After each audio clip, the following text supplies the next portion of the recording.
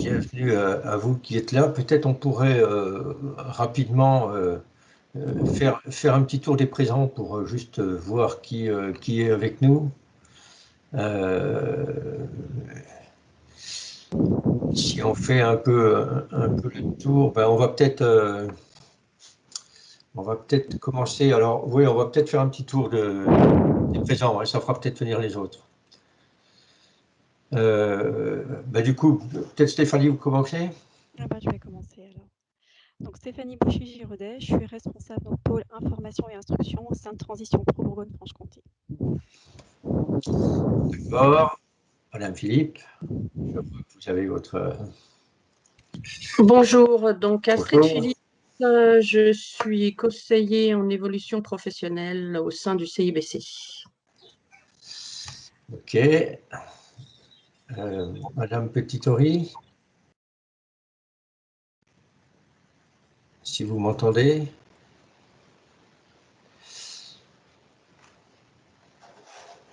Vous n'avez pas votre micro, hein. Je ne sais pas si vous m'entendez.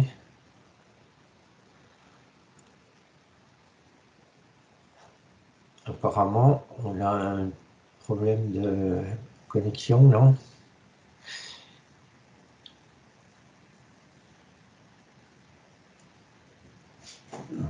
Bon, tant pis, on va passer à Madame... alors, je ne sais pas comment trop prononcer votre nom, Kaspzik. Oui, bonjour. Bonjour, bonjour. Donc, Anne-Laure Kasprick, je suis responsable ressources humaines chez Transdev et FCS. Très bien. Bienvenue. Et puis donc, Madame Petitori, est-ce que vous m'entendez? Alors, je ne sais pas du tout si elle m'entend, je n'ai pas de retour. Dans la conversation, elle dit qu'elle n'a pas de micro, mais a priori, elle nous entend. Elle entend. Oui, elle dit oui, je vous entends. Ok, donc éventuellement, s'il y a des interventions à faire, utilisez le chat pour pouvoir intervenir. Donc je vais aussi me présenter pour ceux qui ne me connaissent pas. Donc Bernard Guérin, je suis le président de Transition Pro Bourgogne-Franche-Comté. Et c'est donc moi qui vais amorcer cette conférence sur le dispositif démissionnaire. D'abord, un petit mot pour introduire d'abord, bienvenue à vous qui nous avez rejoints pour cette conférence. Une conférence qui est organisée par Transition Pro. Vous savez qu'il s'agit d'une association qui a remplacé le Fonds Gestif dans le cadre des évolutions telles qu'elles ont été prévues par la loi de réforme de la formation professionnelle. C'est donc une instance relativement nouvelle et encore assez mal connue du public, et pourtant une instance qui est aujourd'hui investie de responsabilités importantes et qu'on a donc l'occasion de balayer tout au long de ces webinaires qui se déroulent pendant tout ce mois entre le 12 avril et le 12 mai. Et c'est précisément pour faire connaître un peu toutes ces missions de Transition Pro que nous avons décidé d'organiser cette série de webinaires qui se déroule pendant une période de 4 semaines et qui vont être l'occasion aussi pour tous ceux qui le souhaitent, hein, à travers ces différents webinaires, d'avoir à la fois une meilleure connaissance des missions de nos différents partenaires, que ce soit les opérateurs CEP, que ce soit les OPCO, que ce soit des organismes de formation, etc. Mais aussi en même temps, peut-être de pouvoir approcher un certain nombre de réalités de l'emploi aujourd'hui dans un certain nombre de branches professionnelles et dans quelques secteurs d'activité. Donc aujourd'hui, on va essentiellement traiter du dispositif démissionnaire. C'est un dispositif qui est bien sûr un peu connu par les professionnels, mais qui reste assez mal connu globalement du grand public, hein, en particulier. Donc je vais essayer de vous présenter un peu ce dispositif, en tout cas dans l'essentiel. Alors c'est vrai que même si on a pas forcément beaucoup de monde qui suivent en direct les webinaires, ce qu'on sait, c'est que derrière, il y a beaucoup de personnes qui regardent les replays, donc c'est tout l'intérêt de faire ces présentations et de les laisser à disposition du public pendant à peu près un mois. Hein. Donc ces webinaires seront à peu près pendant un mois à disposition pour ceux qui souhaiteraient, ceux et celles qui souhaiteraient les regarder de façon décalée dans le temps. Alors ce que je propose, c'est qu'on partage maintenant le support qui nous permettra aussi de faire un peu le tour de la question et de développer au fur et à mesure. Donc ce dispositif démissionnaire, je vous le disais tout à l'heure, la loi est assez récente, hein, elle est datée du 5 septembre 2018, mais Transition Pro, en tant que Transition Pro, a été mis en place le 1er janvier 2020. Comme vous le savez peut-être, cette loi, au départ, a prévu la mise en place d'une instance qui devait s'appeler CPRI, Commission paritaire interprofessionnelle régionale, sauf que ce nom-là, en raccourci, faisait un peu curieux, puisqu'on tombait sur CEPIR, hein.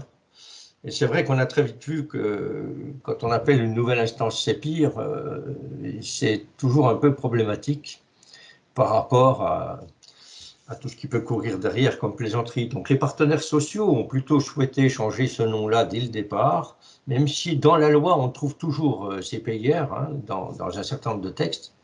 Pour autant, cette instance aujourd'hui officiellement s'appelle Transition Pro, qu'on appelle souvent, nous, en interne, AT-Pro.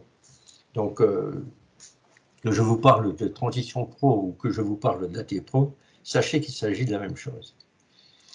Ce sont des instances qui sont régionales, hein, elles existent évidemment dans chaque région. On a aujourd'hui dans les 18 régions de France des institutions ou des associations Transition Pro, puisqu'il s'agit bien d'associations.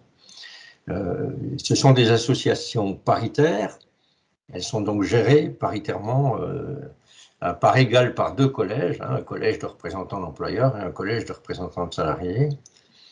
Et Transition Pro est aujourd'hui, de par les textes, mais aussi de par ses différentes missions, hein, l'acteur un peu central des transitions professionnelles. C'est un rôle important qui nous impose évidemment une prise en charge la plus sérieuse possible. Et c'est un rôle important dans la mesure où aujourd'hui la question des transitions professionnelles est évidemment une question centrale et une question qui préoccupe de plus en plus les gens. Globalement, d'ailleurs, quand on regarde la réalité aujourd'hui, un certain nombre d'études récentes montre qu'on est dans une situation où à peu près 50% des salariés aujourd'hui, pas loin, hein, on est entre 48 et 50% des salariés qui pensent aujourd'hui devoir ou avoir envie de changer de travail ou d'entreprise dans un avenir proche. Donc on voit bien que la question des transitions, elle est importante, elle est centrale, et elle répond précisément à une préoccupation de l'heure des salariés. Donc Transition Pro propose justement des dispositifs qui permettent de répondre à cette attente, hein, d'envie de changer, qu'il s'agisse donc des projets de transition professionnelle qu'on traite par ailleurs dans d'autres conférences, qu'il s'agisse du dispositif démissionnaire dont on va parler aujourd'hui, ou plus récemment, qu'il s'agisse aussi des transitions collectives qui, comme vous le savez, ont été mises en place dans le cadre du plan de relance, et c'est un sujet qui est lui aussi traité par ailleurs dans d'autres conférences. Voilà, donc on le ressent dans la région, ce besoin de changement, on ressent bien qu'il y a de la demande, hein. À titre d'exemple, pour les mois de janvier-février 2021, on a eu 108 demandes de démission, pardon, dans le cadre de ce dispositif. Donc on voit bien qu'on va facilement atteindre 600, autour des 600 demandes de prise en charge dans le cadre du dispositif démissionnaire sur l'année, sans aucun doute. Voilà, ce que je vous propose, c'est qu'on regarde pour commencer une courte vidéo. J'espère qu'elle passera dans de bonnes conditions, mais normalement il n'y a pas de raison. Et on la lance.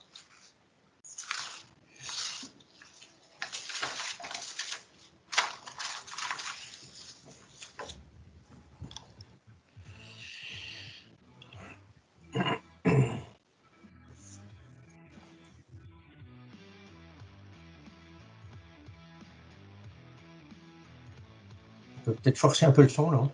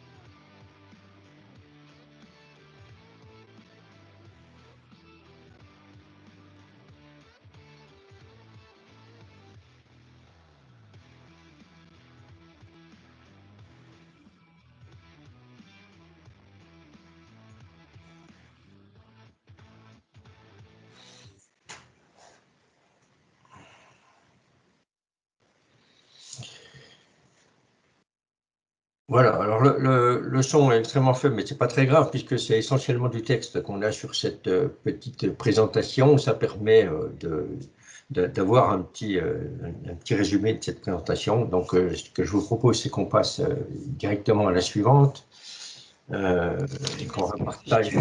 J'ai juste coupé 2 secondes, j'ai imprimé mon son parce que je ne pouvais pas vous parler. Oui, pas de souci, on va remettre le support. Et je refais le partage avec Ouais, voilà.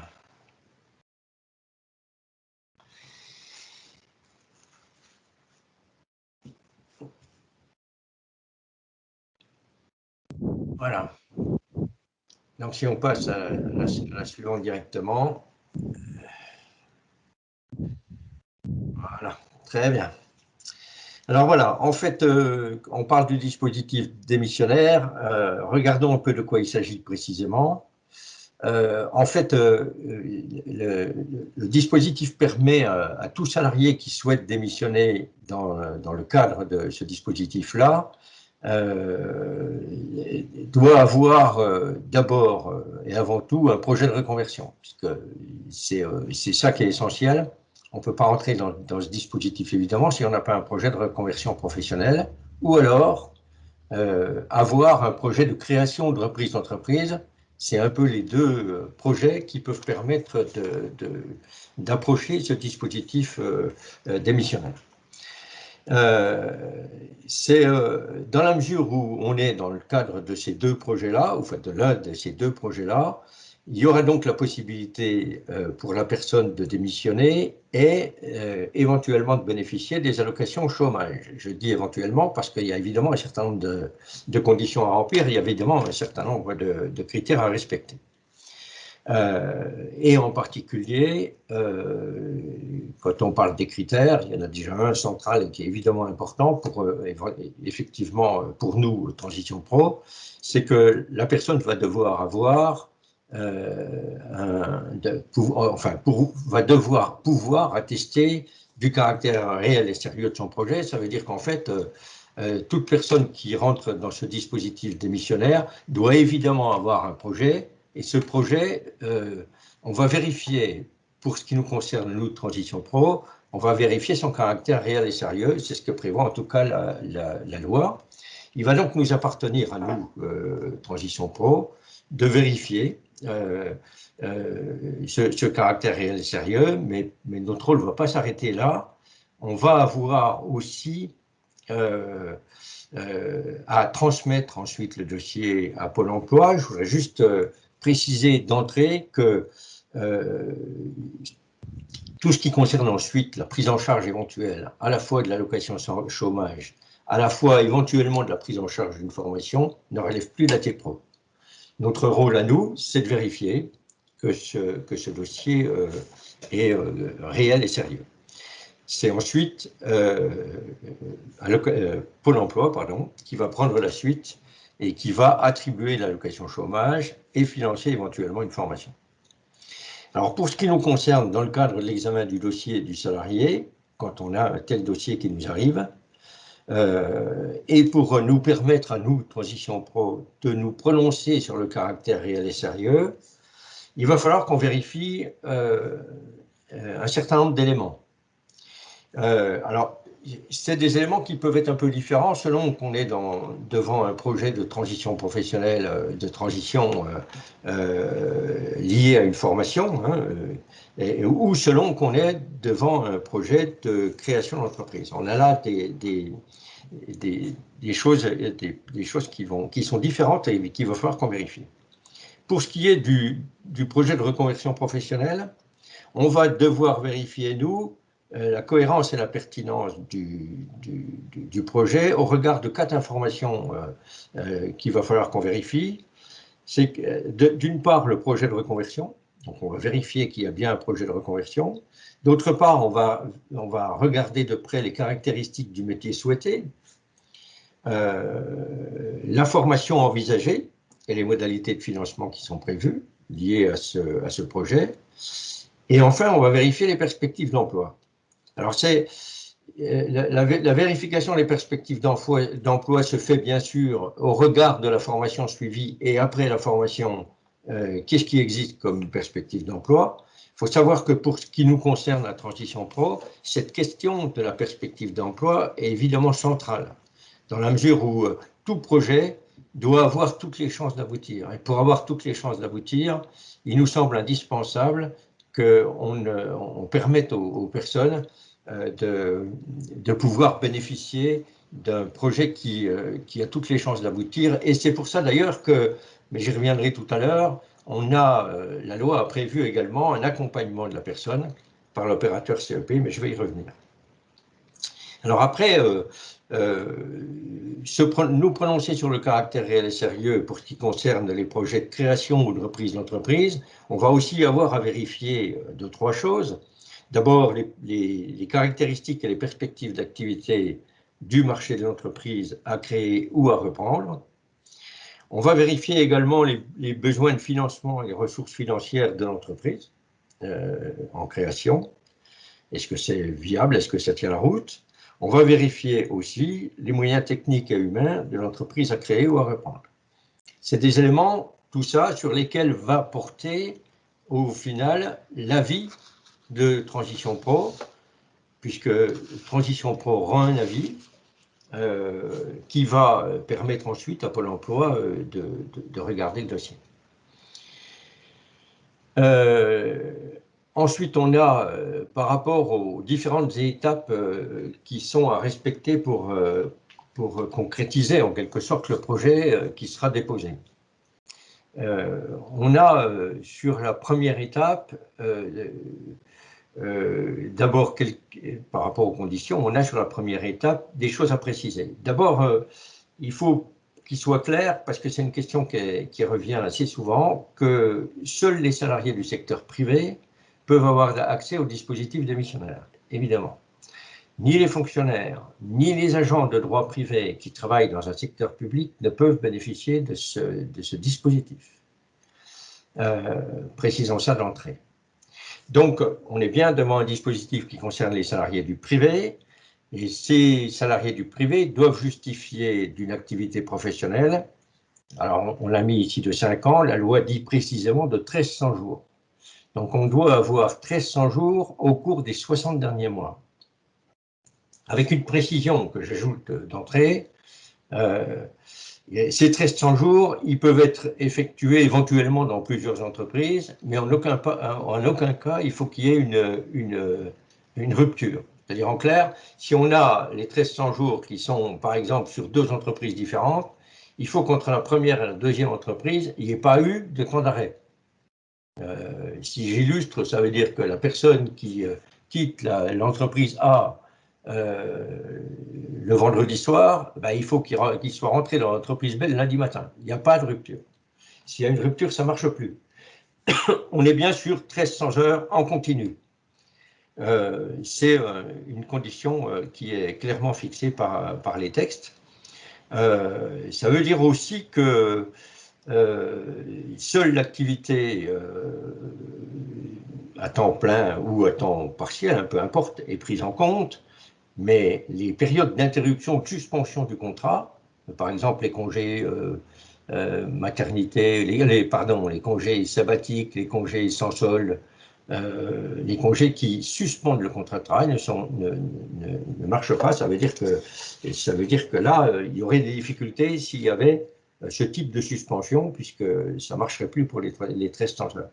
Par contre, toutes les suspensions qui sont considérées comme du temps de travail ou des choses qui sont clairement reconnues et financées, là, ne posent pas de difficultés. On vous a noté là, pour pouvoir avoir là-dessus toutes les précisions éventuelles complémentaires, le simulateur du site Pôle emploi qui répond un peu précisément à toutes ces questions-là et qui donne un peu précisément les règles à suivre.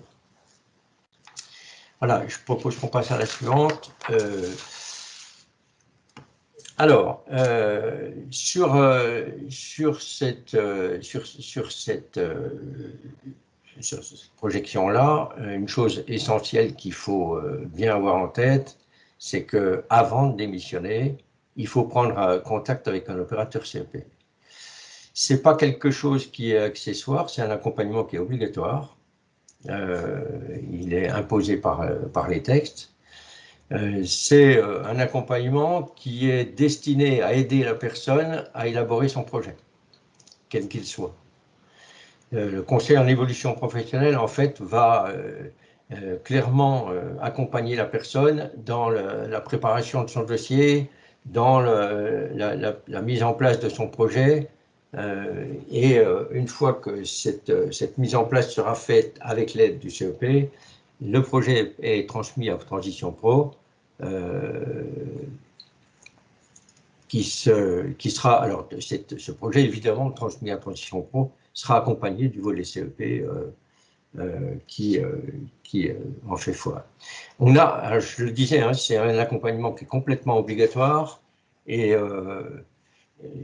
qui va permettre, qui va être d'une grande aide à la personne. Ensuite, si on passe le suivant, la demande qui va être faite ensuite, elle a besoin d'être validée. Elle va être déposée, comme je vous le disais, auprès de Transition Pro, mais elle peut aussi être déposée auprès de l'employeur, hein, il n'y a pas de difficulté là-dessus. Pour ce qui nous concerne à AT Pro, on a aujourd'hui en place la possibilité à la fois de créer un espace personnel sur le site internet d'AT Pro, ce qui permet de déposer la demande en ligne, hein, directement. On a des dossiers qui sont aujourd'hui complètement dématérialisés et qui permettent donc c'est beaucoup plus simple comme ça, déposer la demande et déposer l'ensemble des documents nécessaires, puisque la demande, je le rappelle, hein, doit être accompagnée d'un certain nombre de documents. Donc vous avez ici le site internet de Transition Pro qui permet d'avoir accès à tout ça. Ensuite, on a si on passe,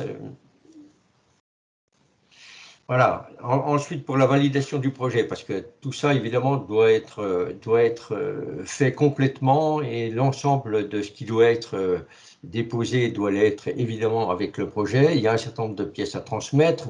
Je parlais du volet CEP tout à l'heure, donc ça, c'est une obligation, il est évidemment à transmettre avec éventuellement la synthèse du CEP. Après, on a évidemment tout ce qui touche au projet. Alors, quand on a un projet de création de reprise d'entreprise, on doit évidemment fournir un prévisionnel. Hein. C'est-à-dire, quand on crée une entreprise, il faut évidemment être en capacité de mettre en place un budget prévisionnel à 3 ans. C'est la moindre des choses. Il faut aussi, et c'est plutôt recommandé de le faire, avoir une étude de marché par rapport à ce que je vous disais tout à l'heure, c'est-à-dire que le fait de pouvoir vérifier à un moment donné, pour nous, AT Pro, le côté porteur, en quelque sorte, du projet est important. Et après, quand on est dans le cadre d'un projet de formation, évidemment, là, il faut qu'on ait une présentation du programme et du calendrier, ce qui est prévu, et aussi une présentation de de ce que vont être à la fois les frais pédagogiques, à la fois les frais d'inscription des éventuelles formations qui seraient prévues. Hein, c'est un peu ce qu'on a appelé ici devis. Et puis, après, il y a d'éventuels prérequis. Hein. Alors, les prérequis, ça peut être, par exemple, des copies de diplôme ou, par exemple, si on a, à un moment donné, validé des acquis par la VAE. Enfin, voilà, il y a des prérequis qui peuvent être ajoutés au dossier de façon à le compléter et qui permettent de déposer l'ensemble. Ensuite, on a sur le suivant, on a donc la partie validation du projet. Transition Pro, je le répète, hein, n'est pas financeur. Hein. On ne finance rien dans le dispositif démissionnaire. On ne fait que donner un avis sur le caractère réel et sérieux. Mais un avis qui peut être déterminant à un moment donné par rapport à l'attitude ensuite du financeur, qui sera là, dans le cas présent, Pôle emploi pour ce qui est en tout cas des allocations chômage. Et c'est pour ça d'ailleurs que quand on met en place un projet de formation, il faut évidemment regarder toutes les possibilités qui s'ouvrent aux personnes sur les financements possibles, sur les dispositifs de financement à disposition. Et puis, attention aussi, c'est des points d'attention, hein, mais quand on fait un projet de création d'entreprise, de surtout pas créer son entreprise avant de s'inscrire et avant de déposer son projet. C'est là aussi quelque chose d'essentiel. Alors, une fois que le dossier est complet, on aura un numéro qui sera attribué, bien sûr. On aura la possibilité de suivre en permanence où en sont les choses par rapport à l'espace qui sera ouvert sur le site d'ATPro. Et puis, évidemment, Transition Pro aura un délai pour pouvoir examiner ces dossiers, pour l'étudier, l'instruire, pouvoir déterminer, vérifier que les différents points de contrôle qui sont à faire puissent être faits. En général, il faut à peu près 2 mois hein, pour pouvoir notifier la décision. Ce sont des dossiers qui passent devant la commission d'instruction d'ATPro. Cette commission d'instruction est la même que celle qui traite des dossiers de transition professionnelle. Et donc, c'est elle qui valide ou pas les dossiers qui sont présentés. Attention au point de vigilance. On a attention de bien étudier les offres de formation et surtout ne pas commencer la formation avant que le projet ne soit validé, parce que ça remettrait évidemment en cause le financement de la dite formation. Voilà. Ensuite, on va être bien sûr devant la situation où on s'inscrit à Pôle emploi. À partir du moment où la commission d'instruction d'ATPro a considéré que le dossier avait un caractère réel et sérieux et donc avait donné un avis positif à ce projet, une attestation va être faite, bien sûr, dans l'espace, et ça permettra à cette attestation de s'inscrire en tant que demandeur d'emploi. Et c'est bien donc demandeur d'emploi qui seul pourra ensuite décider du versement de l'allocation. Attention aux délais hein, qui sont notés là. Hein, il faut s'inscrire à Pôle emploi comme demandeur d'emploi dans les 6 mois après la validation par ATPro. Et puis, l'autre point d'attention, c'est le projet qui devra être mis en œuvre lui aussi, évidemment, au maximum dans les 6 mois qui suivent l'inscription. C'est des délais auxquels il faut être attentif parce que le temps file vite. Et c'est vrai que quand on est devant ces situations, il vaut mieux ne pas trop traîner. Ensuite, on revient un petit coup sur le conseil en évolution professionnelle. Alors, comment le conseiller en évolution professionnelle va pouvoir aider ?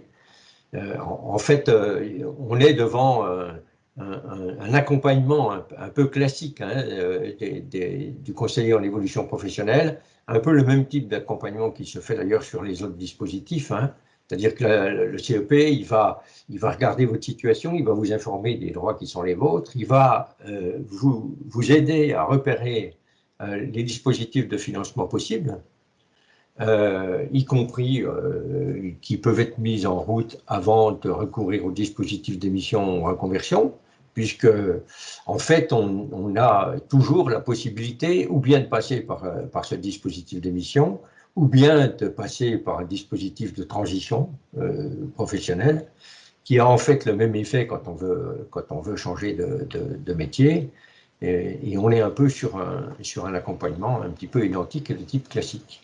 Le CEP va évidemment informer des formations existantes possibles, des certifications qui y sont liées, des conditions de travail et des tendances du marché actuel. Alors c'est d'autant plus important aujourd'hui que le marché du travail, comme vous le savez, est plutôt mouvant dans la période et qu'il y a un certain nombre de métiers qui, il y a quelques mois en arrière, pouvaient encore être considérés comme porteurs, entre guillemets, et qui aujourd'hui peuvent très bien, par contre, être en réelle difficulté, ou à l'inverse, on peut avoir des demandes nouvelles qui se font jour par rapport à des entreprises qui ont été appelées à évoluer pendant cette période. Bref, tout peut arriver, et c'est vrai que ça demande à avoir une information un peu complète sur où on en est aujourd'hui, sur ces questions-là, sur les tendances du marché, sur la réalité des métiers qu'on souhaite viser, etc.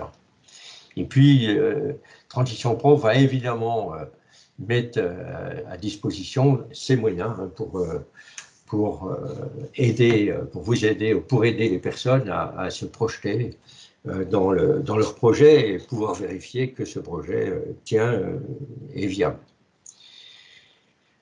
Voilà, si on suit.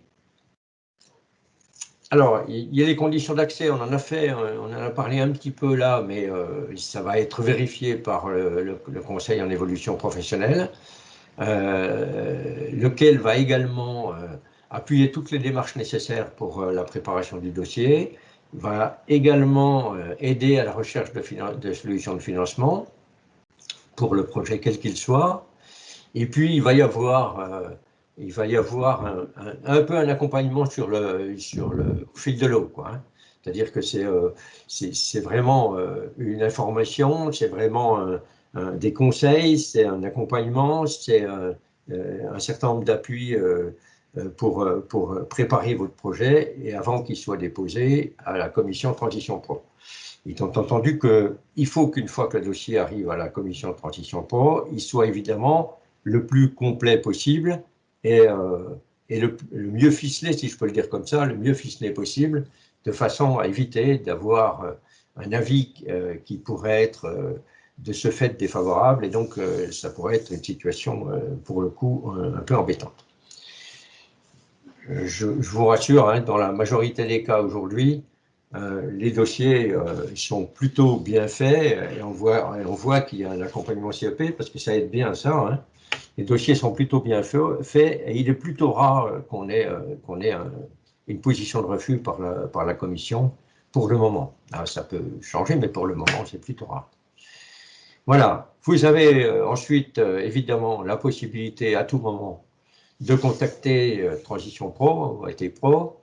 Nos équipes sont à votre disposition, hein, évidemment, à la fois pour vous informer, à la fois pour assurer le suivi de vos dossiers, des dossiers qui seront faits. Et on retrouve tout ça sur les espaces qui sont ouverts. On a un accueil téléphonique permanent, Transition Pro, qui est à disposition, évidemment, et qui permet d'avoir à tout moment tout renseignement sur ce dispositif démissionnaire. Je ne sais pas si on est sur le dernier. Voilà, merci en tout cas d'avoir bien voulu écouter cette présentation forcément rapide. Si vous avez des questions particulières, c'est le bon moment.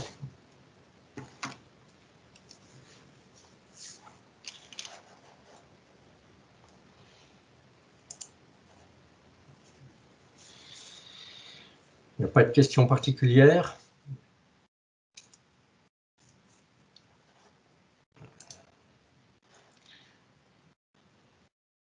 Ok, je vois sur le chat que ça avait l'air d'être assez clair. Bon.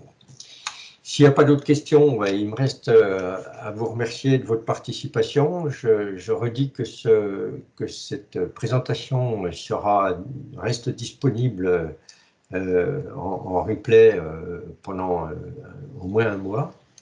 Et donc, si toutes les personnes qui souhaitent voir ou revoir ce webinaire, cette conférence, aucune difficulté pour le faire. Merci à vous et à bientôt.